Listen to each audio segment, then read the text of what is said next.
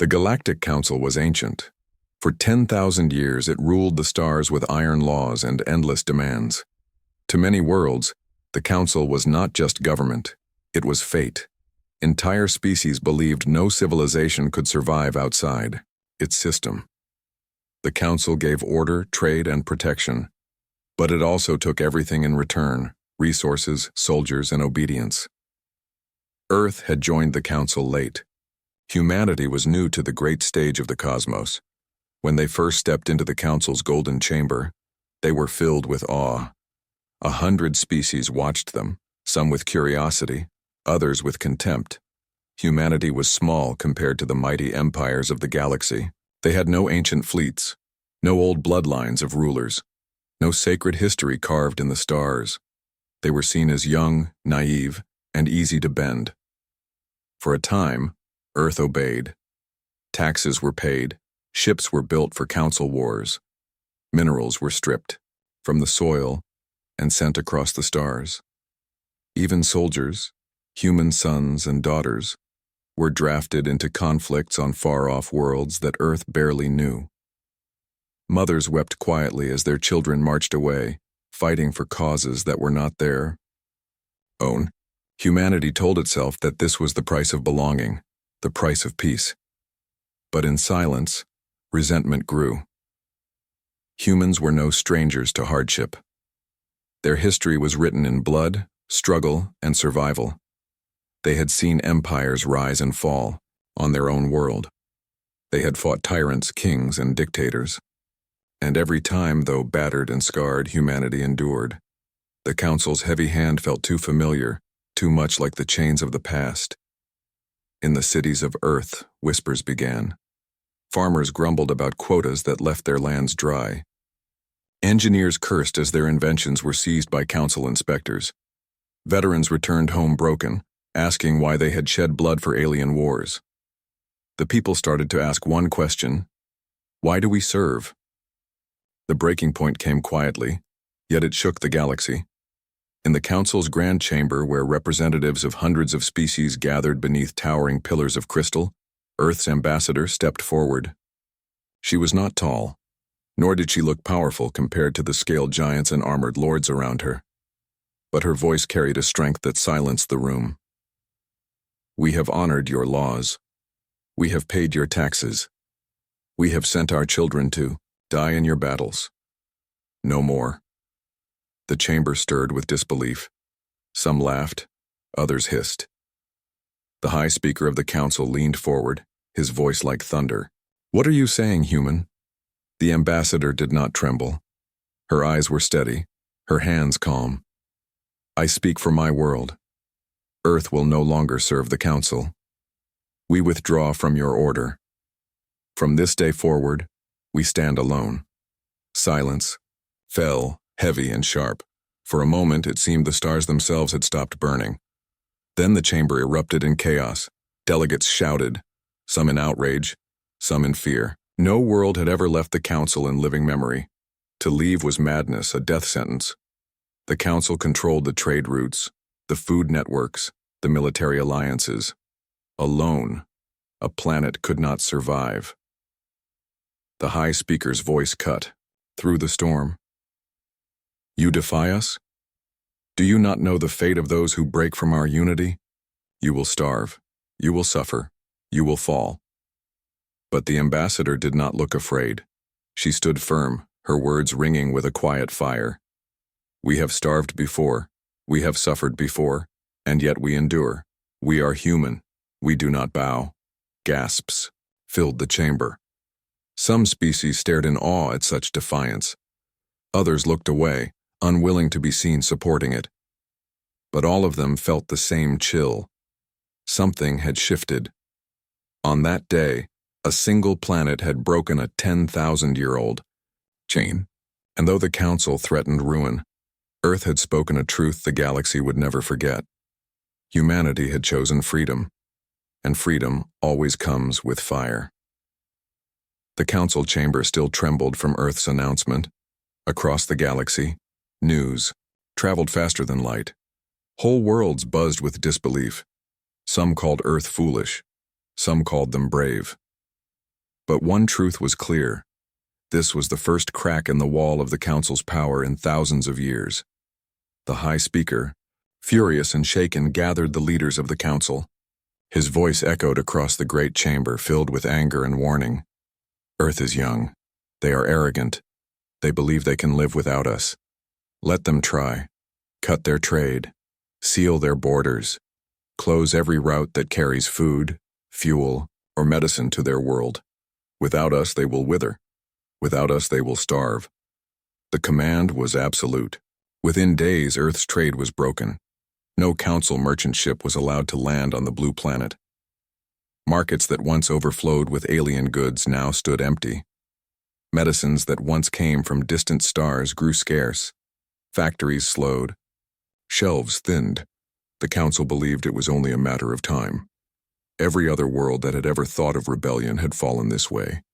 Not through war, but through silence and hunger. It was the perfect weapon, but Earth was different. On the ground, people felt the weight of the blockade. Mothers worried as medicine ran low.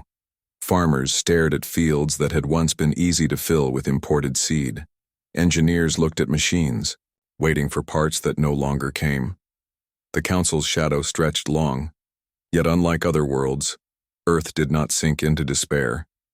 Humanity had a memory of struggle. Their ancestors had survived winters without food, storms without shelter, and wars without allies. They remembered when the sky was filled with bombs, when streets burned, and when hope seemed lost. But every time they had risen again. In crowded cities, people gathered. Leaders spoke not of fear, but of resilience. We will not starve, they said. We will grow. We will build. We will survive. Across the oceans, old shipyards roared to life. Docks once silent now glowed with sparks as steel was shaped into ships. They were not sleek like the Council's vessels, but they were strong, built for endurance and speed. Factories that had lain quiet began to hum again, hidden beneath mountains and buried beneath oceans. The Council thought Earth weak, but Earth was preparing.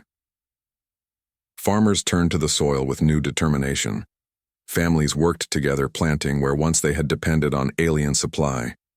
Scientists shared knowledge, inventing substitutes for lost medicines. Engineers rewired old machines, finding ways to create what they no longer could import. The Council watched from afar, expecting collapse. But instead of despair, they saw fire. Earth was adapting, faster and fiercer than they had imagined. Hidden halls, Council members whispered in unease. They should have broken already. Why do they endure? The High Speaker dismissed their doubts. They are only delaying the inevitable. When hunger grows, when sickness spreads, they will crawl back. And when they do, they will crawl on their knees. But far away, under the blue skies of Earth, children played, soldiers trained, and builders worked through the night. The people did not bow. They remembered the ambassador's words in the great chamber. We are human. We do not bow. The Council had threatened them with silence. Humanity answered with determination. The more the Council tried to break them, the stronger they became. In the quiet of space, deep within hidden docks, massive shapes began to take form. Ships unlike any the Council had seen, dark and sharp, rising from the shadows. Humanity was not only surviving, they were preparing for the storm that was coming. The Council thought Earth would crumble in 1 year. But Earth was already planning for 1,000. The seed of defiance had taken root, and soon, the galaxy would see how dangerous a human's hope could become. For months, the Council had watched Earth with cold confidence. They saw the blue planet struggle under the blockade, and they believed it was only a matter of time before humanity bent the knee. The High Speaker's words echoed through every Council chamber. No world has ever broken free.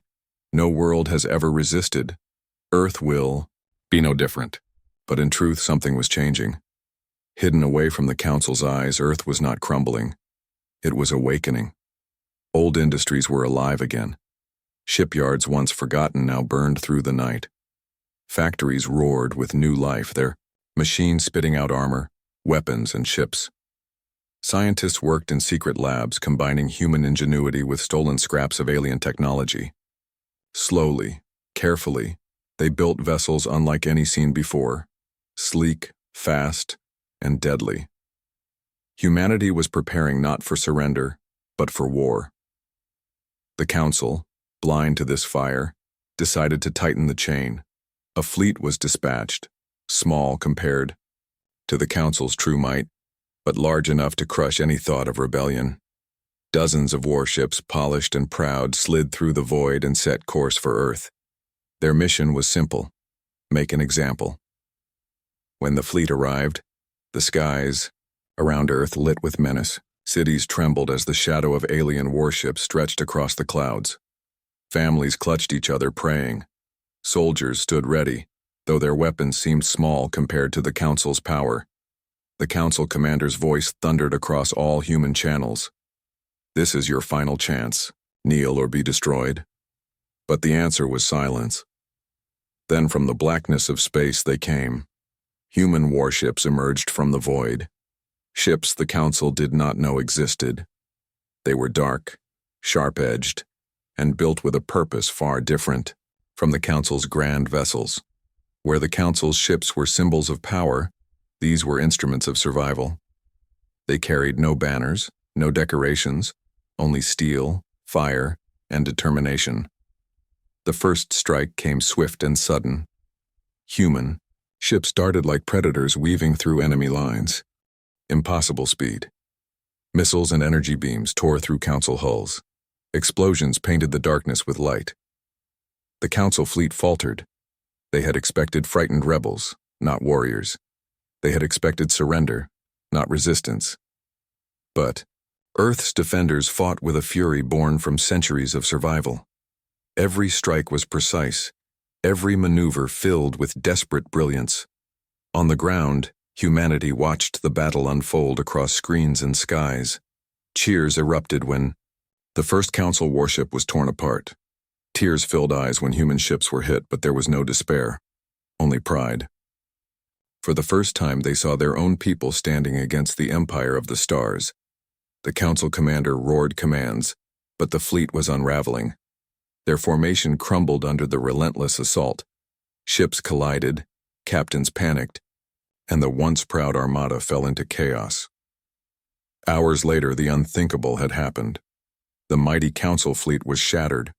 Burning wrecks drifted through the void. Survivors fled into the darkness, carrying with them a story the galaxy would struggle to believe.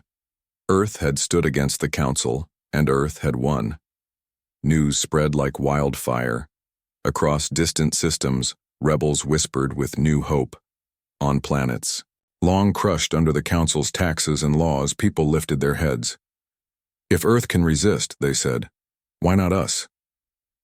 But within the Council halls, fear turned to rage. The High Speaker's voice shook the chamber. This is no longer rebellion. This is war. Earth will burn. On Earth, beneath a sky filled with debris and fire, humanity did not tremble. They buried their dead, repaired their ships, and prepared for what they knew was coming. The Council would return, stronger, angrier, determined to crush them completely. But the spark had already been lit.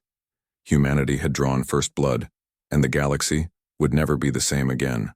The defeat of the Council fleet shook the galaxy like thunder. For ages, the Council had been untouchable. They were the hammer that struck down rebellion wherever it rose. But now, for the first time in living memory, the hammer had broken, and it was broken by a world the Council had mocked as young, weak, and foolish. Whispers spread faster than ships. On distant mining colonies, tired workers looked up at the stars with new hope. On farming worlds crushed by heavy taxes, families began to speak in secret about freedom. Even in the great cities of the Council's core planets, hidden voices stirred. If Earth can fight, they whispered, so can we. The Council tried to hide the truth, but silence was impossible. Too many had seen the wrecks drifting in the void. Too many had heard the survivors' terrified stories. The legend of Earth spread like fire, small but fierce enough to light the darkness. On one world, the Veyari, a proud but oppressed people, rose in open defiance. For centuries, the council had stripped their seas of riches and forced their young into service. Now, banners of rebellion flew above their cities. "We will not bow," their leaders declared, echoing Earth's words. On another, the stone-hearted miners of Dreth refused to ship their ores. Instead, they forged crude weapons, preparing for the day they too would resist. "If humans can bleed the council," they said, "then so can we." One rebellion became two became 10. Across the spiral arms of the galaxy, small sparks began to ignite. The council's fleets rushed from system to system, trying to crush each uprising before it spread. But for every flame they stamped out, 2 more rose. The galaxy was too vast, and the council, though mighty, was stretched thin. Through it all, Earth became a symbol. To the council, they were criminals. To the oppressed, they were heroes. The blue planet shone like a beacon, a reminder that the council's chains could be broken. On Earth itself, life was far from easy. The blockade still strangled them. Supplies were scarce. Factories pushed beyond their limits. Families rationed food, and soldiers trained with weary determination. But the spirit of the people had changed. Where once there had been doubt and fear, now there was pride. They had stood against the empire of the stars, and they had endured. In the great halls of Earth's governments, leaders spoke with a new voice. They no longer begged for survival. Instead, they planned for resistance. They reached out in secret to rebels on other worlds, sending messages through hidden channels. "You are not alone." The council, enraged by the spreading defiance, gathered in emergency meetings. The High Speaker slammed his fist against the table of crystal. "This is Earth's doing. Their defiance infects the galaxy like a plague. Crush them, and the fire will die. Leave them, and the fire will consume us all." The council agreed. Plans were drawn, fleets prepared. A massive armada would be forged, greater than any before. Its purpose simple: burn Earth to ash. But while the council prepared its hammer, the galaxy was already shifting. The old order was cracking. Species that had once obeyed without question now hesitated. Soldiers ordered to fight began to ask themselves who the real enemy was. Merchants whispered of secret trades with rebels. Even within the council itself, some wondered if the age of their rule was ending. And at the center of it all, Earth stood firm. The planet that should have broken under hunger and silence had instead risen in defiance. Humanity had become more than a people. They had become a spark, and sparks have a way of setting whole forests aflame. The galaxy was no longer quiet. Rebellion was spreading, and chaos was only beginning. The galaxy trembled with rebellion. On distant worlds, chains were being broken. For the first time in 10,000 years, the council's rule was cracking. And at the center of it all stood Earth, the spark that had set the stars on fire. But the council was far from defeated. In their great chamber of crystal and flame, the High Speaker gathered the rulers of the council. His voice was sharp with fury, echoing across the vast hall. "This chaos is Earth's doing. Their defiance spreads like poison. If we crush Earth, the galaxy will remember the price of rebellion. If we burn them to ashes, the others will fall." Silent. There was no debate. Fear had gripped the council, and fear demanded vengeance. Orders were given. Factories worked without rest. Armies marched. Fleets gathered in the void. From every corner of the galaxy, warships answered the call. Old dreadnoughts, silent for centuries, were pulled from their stations. Fresh vessels, new and gleaming, rolled out of shipyards. Thousands upon thousands of ships formed a single armada, greater than any seen in ages. It was a storm of steel and fire, and its path was set toward one target: Earth. Across the stars, whispers spread again. Some trembled, saying, "It is over for the humans." Others, braver, whispered, "If they survive this, then the council itself can fall." On Earth, the news arrived swiftly.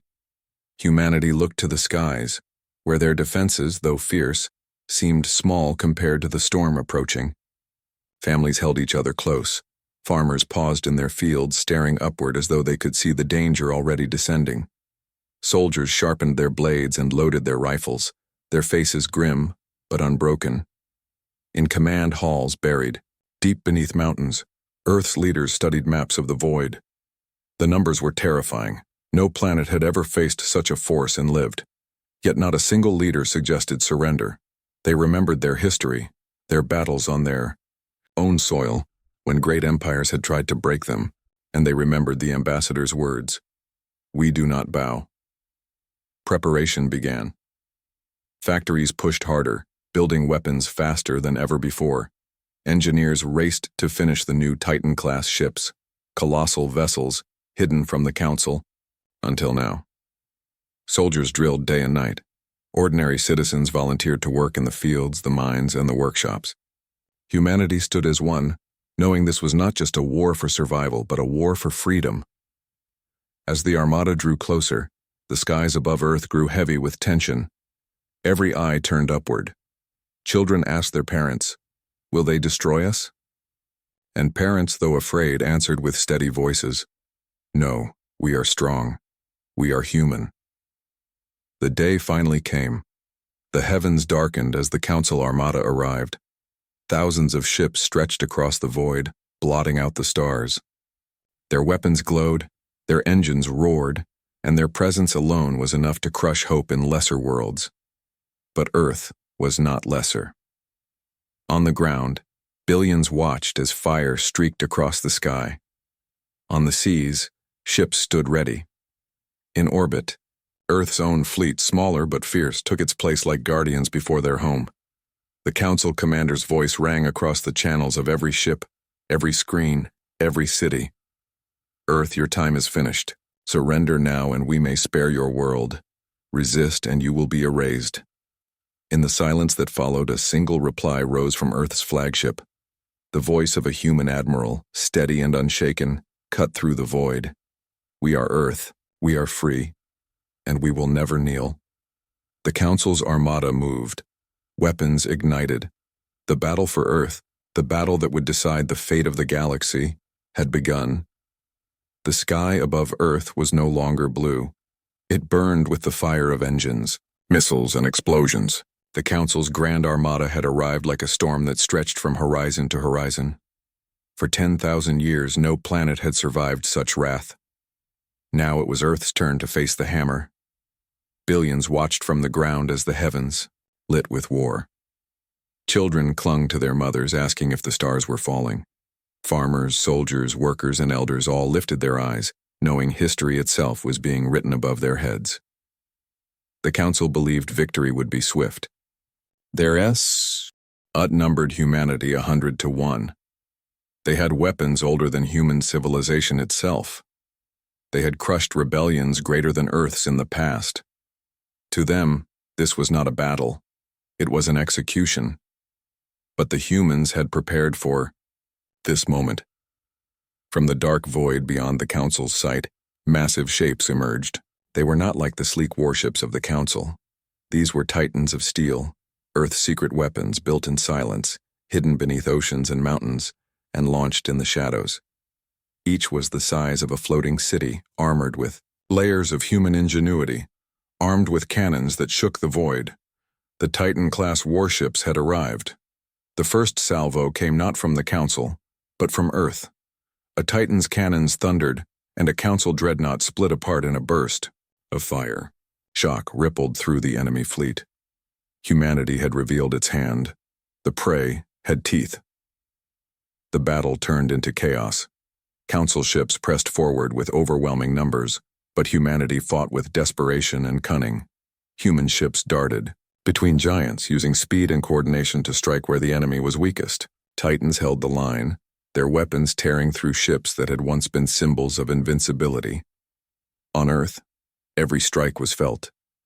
Cheers erupted when Council ships fell, and tears came when human vessels were destroyed. Families prayed as their sons and daughters fought above. But no one begged for surrender. The spirit of the people had hardened. Better to burn free than live as slaves. Inside the Council Armada, panic spread. They had expected rebels, not warriors. Their formations broke as captains struggled to respond to human tactics. For every ship humanity lost, they took 3 of the enemy with them. For every Titan struck, another rose in defiance. The Council. Commander roared into the comms. They are only humans, break them. But even he could hear the fear in his own voice. Hours passed, and the sky was filled with wreckage. Burning hulks drifted through the void, the corpses of ships that once represented the Council's unshakable power. Humanity's fleet, bloodied and battered, still stood. On the flagship Resolute, Admiral Kira Hale looked out at the battlefield. Her face was pale, her uniform torn, but her eyes burned with determination. She spoke softly, words that were carried across every channel. This is not just for Earth. This is for every world that suffers under their chains. Fight, not only for our children but for theirs. Her voice reached soldiers across ships and strength filled their hearts. Humanity's answer was not silence, not fear, but unshakable defiance. The tide began to shift. Council fleets, once so disciplined, broke into retreat. Commanders fled, ships scattered. They had come to crush Earth in one swift blow, but instead, they had been broken by the very people they thought beneath them. When the last Council ship vanished into the dark, the battlefield fell silent. The Titans drifted among the wreckage, scarred but unbroken. Earth had stood. Humanity had survived the storm. The Council had unleashed its greatest force, and still, it was not enough. And now, the galaxy knew. The Council was not unstoppable. Humanity had proved it. When the last Council ship vanished into the void, silence fell over the battlefield. For the first time in 10,000 years, the galaxy had witnessed a planet defy the Council and live. On Earth, people poured into the streets, their faces streaked with dust, sweat, and tears. They did not cheer for victory alone. They cheered for survival, for freedom, and for the knowledge that they had written history with their own hands. The Council, once untouchable, was stunned. Across its golden halls, leaders whispered in disbelief. Armadas had been shattered. Commanders had fled. Worlds that had trembled before now spoke openly of rebellion. Fear had replaced authority, and the galaxy, once silent under the Council's shadow, now roared with the sound of hope. On distant planets, uprisings erupted. Colonies that had quietly resisted began to take arms. Citizens who had obeyed for centuries now remembered Earth's words. We are human. We do not bow. Resistance became contagious. The galaxy's oppressed had found a symbol in humanity, and symbols are stronger than armies. Back on Earth, life was slowly returning to normal. Soldiers repaired ships, farmers tended fields, and builders reconstructed cities damaged during the battle. Yet the memory of fire in the sky lingered. Humanity had fought against the impossible, and now they knew that their own courage had no limits. In the halls of power, Earth's leaders addressed their people. The ambassador who had first stood before the Council spoke with a voice that carried across the globe. We did not fight to dominate. We did not fight to conquer. We fought to be free. And in our freedom, we have reminded every world that no empire is eternal, and no people are weak when they believe in themselves. Her words were met with silence, then applause, then cries of hope and joy. Across oceans, deserts, and mountains, humanity embraced the truth. They were free, and they had earned it together. Yet even in celebration, the leaders knew that the galaxy had changed forever. The Council would not surrender quietly. Other species inspired by Earth would rise, wars would come, alliances would shift. But humanity was no longer a small, obedient world. They were a force the stars would reckon with. In the depths of space, scattered survivors of the Council fleet retreated to warn their leaders. Their reports spread panic. The message was clear. Earth had not only survived, it had triumphed. And on Earth itself, people looked up at the night sky and saw a future filled with possibilities. Young children pointed at the stars and dreamed of reaching them. Scientists and engineers began to plan new ships, new colonies, new paths into the cosmos. Humanity's spirit, once bound by fear, now soared higher than any Council fleet could. In the silence after the war, Admiral Kira Hale walked through a city that had survived bombardment. She paused before a memorial for those lost, laying a hand on the stone etched with names. Her voice was quiet, but resolute. We honor them not for dying, but for living, for giving us a chance to show the galaxy who we are. We are humans. We endure, we rise, and we do not bow. The words spread across the planet like fire through dry grass. Humanity was no longer just a planet among many. They were a symbol. The galaxy would remember Earth, not for its size, not for its wealth, but for its heart, its courage, and its unshakable will. Empires would rise and fall. Wars would rage. But one truth had been written into the stars forever. When Earth breaks chains, the universe trembles. Humanity had shown that courage could ignite rebellion, that freedom could survive against impossible odds, and that one world, united, could change the fate of the cosmos. And as the first light of dawn touched Earth's mountains, oceans, and cities, people looked forward, not with fear but with hope. A new order was rising, not imposed by force but inspired by courage. Humanity had awakened the galaxy, and nothing would ever be the same again.